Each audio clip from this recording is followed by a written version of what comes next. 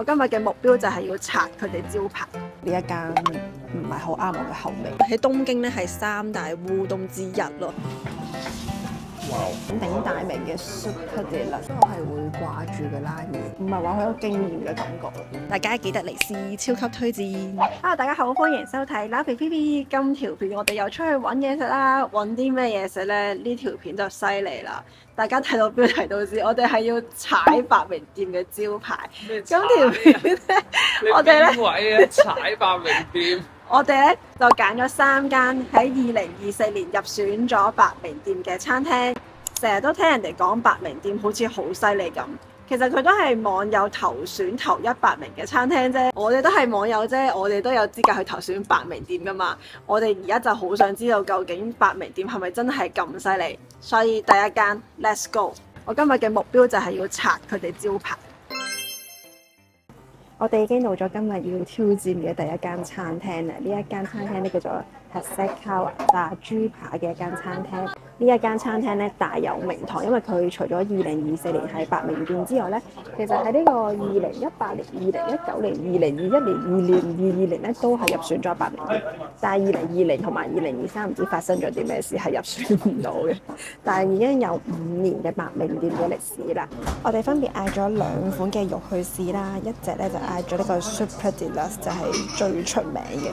Deluxe 都唔夠，我哋要 Super Deluxe， 然之後咧再嗌咗個 Tenderloin 去試嘅，價錢咧都唔算話特別貴，我哋都係嗌咗細 size 啦，2800 yen 同埋1900 yen。呢個係鼎鼎大名嘅 Super Deluxe， 呢一隻咧就係 Tenderloin， 相對地咧係冇咁肥嘅。首先我哋試咗呢個原味先，你會見到咧佢係會有幾層肉嘅質地啦，有啲肥膏夾住咗咁樣。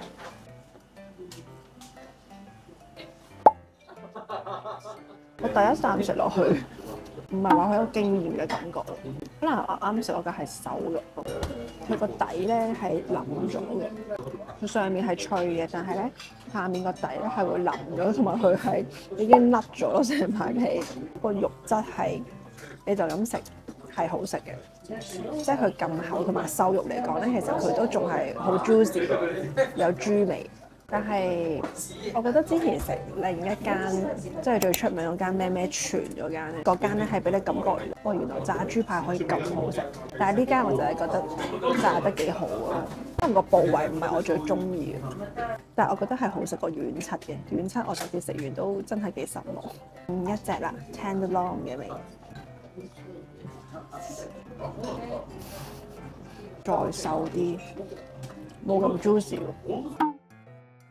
先講下佢嘅肉先，其實佢嘅肉質咧係非常之上乘，我覺得好舒服嘅食落去嘅，食得出咧佢嗰種肉味咧，唔係你平時食到豬會慢慢有種重味腥味出到嚟嘅，佢係好溫柔嘅豬肉味，慢慢出嚟嘅豬肉味好舒服嘅食落去，但係我覺得佢嘅炸粉咧未必係我哋中意。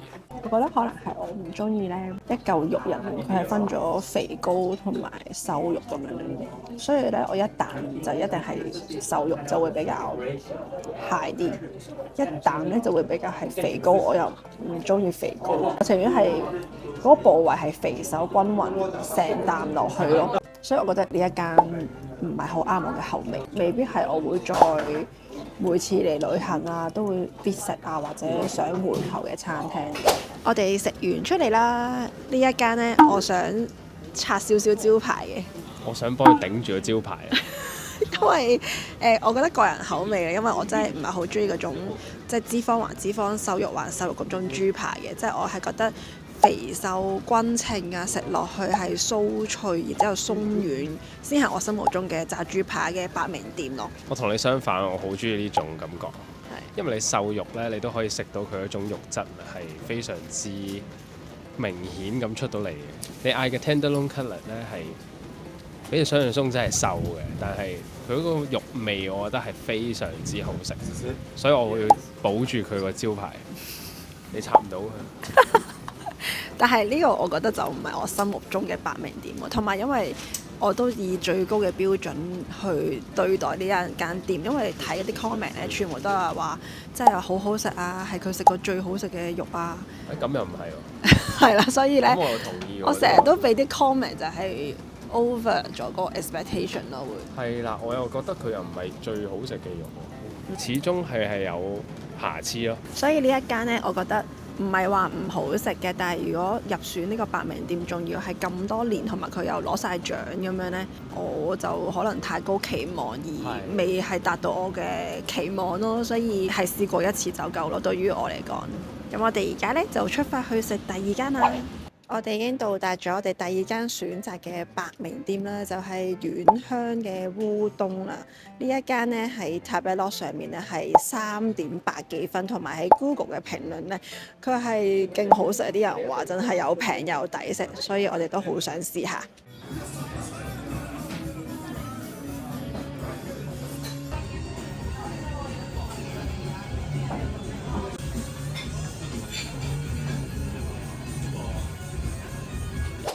由於呢個鋪頭咧大大隻寫住係不准拍攝嘅入面，所以咧我哋只能夠錄咗啲 footage 俾大家啦。呢一間咧我係一世都要保住佢個招牌，因為真係超級好食喎。我今日嘅目標就係要拆佢哋招牌。我係一個烏冬嘅愛好者啦。首先我哋一開始咧就嗌咗2碗都係湯嘅熱嘅烏冬嚟嘅。都已經好好食，佢嗰個麵嗰個質感啦，同埋佢個粗幼度咧，我都係好中意嘅。到第3碗咧，我哋嗌咗個冷烏冬，真係不得了，不得之了。佢咧嗰個煙韌度咧係唔會令到你食完覺得咬到好攰嘅，即係因為有啲烏冬咧，其實佢做冷烏冬，但係佢個粗幼度如果粗得滯咧，就會食到牙膠比較軟啲啦。但係佢呢一隻烏冬嘅幼度咧，係我覺得係非常之適中，同埋重點咧係佢個湯好好飲。佢呢個冷烏冬嘅湯咧，你都會覺得佢係特別有心機，同埋係有研發過出嚟咯。細一啊，個湯真係細一，好誇張！我到而家陣味都仲喺個口入邊。冇錯，係啊，真係啊！竟然咧，因為我嗌咗一個湯嘅熱嘅牛肉烏冬先嘅，但係竟然係呢一個冷烏冬，淨冷烏冬嘅湯係最好飲，好舒服飲落去。個味道係其他烏冬鋪係好難有嘅一個味道，冇錯，所以我哋超級推介冷烏冬啦，同埋佢嘅天婦羅咧都好好食嘅。呢間鋪頭咧其實佢係冇英文 menu 嘅，佢就係日本 menu 嘅啫。所以咧我哋都用咗呢個 Google 嘅翻譯啦，同埋我哋都上網睇咗一啲人評論食啲乜嘢咁樣，你可以俾張圖佢直接俾佢都得嘅。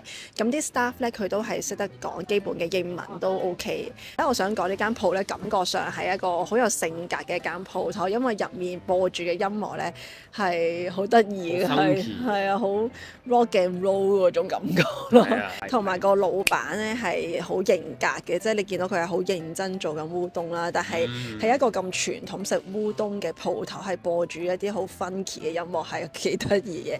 入面咧，我想講90%咧都係日本人嚟嘅，因為我睇 Google 嘅評論咧，其實呢間鋪頭係全國排行第4名，喺東京咧係3大烏冬之一咯。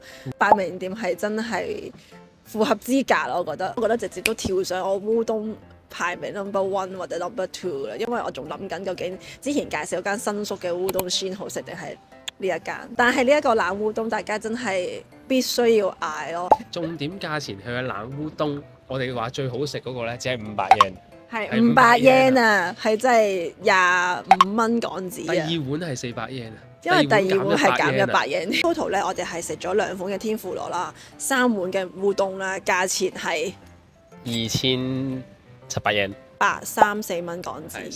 3碗烏冬，所以呢間性價比係勁高，同埋因為我哋咁啱平日嚟，今日又落雨啦，然後我哋係3點零鐘嚟咧，係唔使排隊嘅，我都係見到網上面啲人話要排好耐，但係佢個座位都好多，同埋啲人咧真係好快嘅，食完烏冬就唰就走啦。我哋坐咗都嗌咗3碗烏冬啦，因為我哋都坐咗一陣啦，都已經係輪咗，我諗都2-3轉咁樣咯。但係真係90%都係 local 嘅日本人，證明呢一間係真係日本人都好中意嘅烏冬，大家記得嚟試，超級推薦。我哋到咗第3間上市嘅百名店，好好食嘅閉門羹。yummy。八名店1:15至到3點原來。下次再見。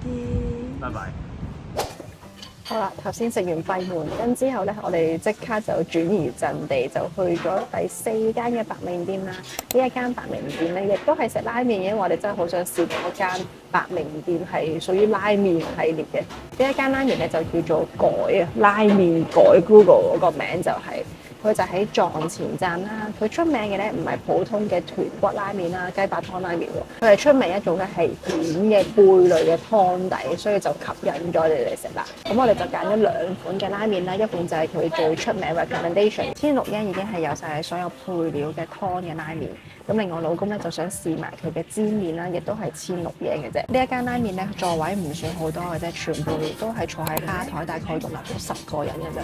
所以網上嘅評論咧，好多人都話如果繁忙時間或者係佢啱啱開門咧，都係大排長龍嘅。但係咁啱我哋而家係即係衝係 last minute 嚟㗎啦，佢9點生，我哋8點零鐘到，咁就好彩就唔使等位，可以直接入嚟啦。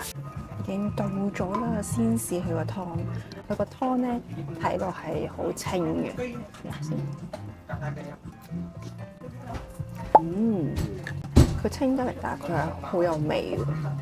網上面啲評論咧有講過話啲湯好鹹，但係我暫時覺得還可以，幾好味。佢係好鮮甜得嚟，佢個味道唔會話好重咯，唔會覺得食完好有負擔嘅感覺。因為有時啲豚骨拉麵係好重味㗎嘛。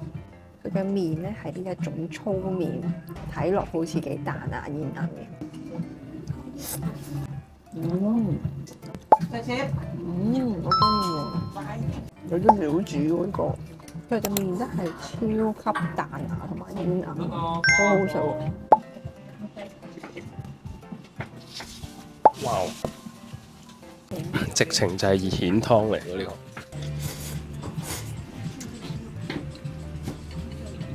未食過喎，呢個麵真係未食過。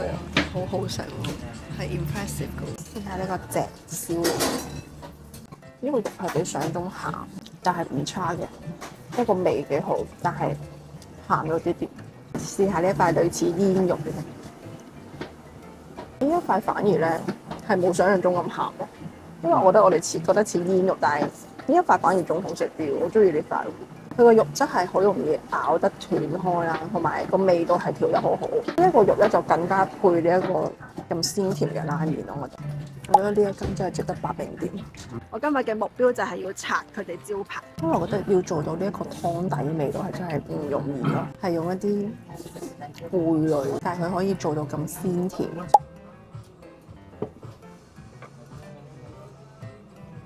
呢個煎麵呢個汁我覺得一般般嘅，佢係似魚介嘅煎汁啦。佢個肉係好好食，我以為會係即係瘦肉一嚿，麻麻地咁樣啦，點知係好軟熟咯。佢個湯係完全唔熱嘅，都好食嘅，但係咧好似冇咗佢種特色咯，冇嗰種蜆湯鮮甜嗰個感覺。但係呢個汁都係好食。煎麵幫大家試咗，唔係唔好食，但係如果嚟到呢一個 quota，你要嗌一碗麵嘅話，一定係湯嗰一碗。煎麵就留翻煎麵嘅時候先食。我覺得我係會掛住嘅拉麵喎，呢個好犀利啊！哇，好高評價喎！真啊，因為佢個湯同埋個麵都無可挑剔，我覺得完全係塊肉有少少鹹咗啲咯。我覺得呢一間咧好適合本身你係中意海鮮類啊、貝類啊，唔係好中意重口味嘅人士係非常之適合，因為真係食完成碗咧，你都唔會覺得第二日會水腫。即係有時食完拉麵咧，你會覺得比較油膩啲啊，同埋感覺唔係好舒服，但係呢一個就係好舒服嘅，你可以食晒成碗咯。咁條片咧就同大家試咗3間白名店啦，有一間食唔到，非常之可惜，下次我哋都會再想試下嘅。總括嚟講，我真係拆唔到白名店嘅招牌，因為呢3間，尤其是第2間嘅烏冬真係好值得白名店。咁而頭先食嗰間拉麵咧，我都覺得係非常之出色嘅。除咗第1間豬排，其實我係覺得可能唔啱我個人口味啦。今次實測咗呢3間白名店咧，其實都有佢嘅質素所在啦。希望我哋下次可以試更加多白名店嘅餐廳。如果中意呢條片嘅話，記得 like、comment 同埋 subscribe 呢個 channel。我要再去食冷烏冬。拜拜。拜拜。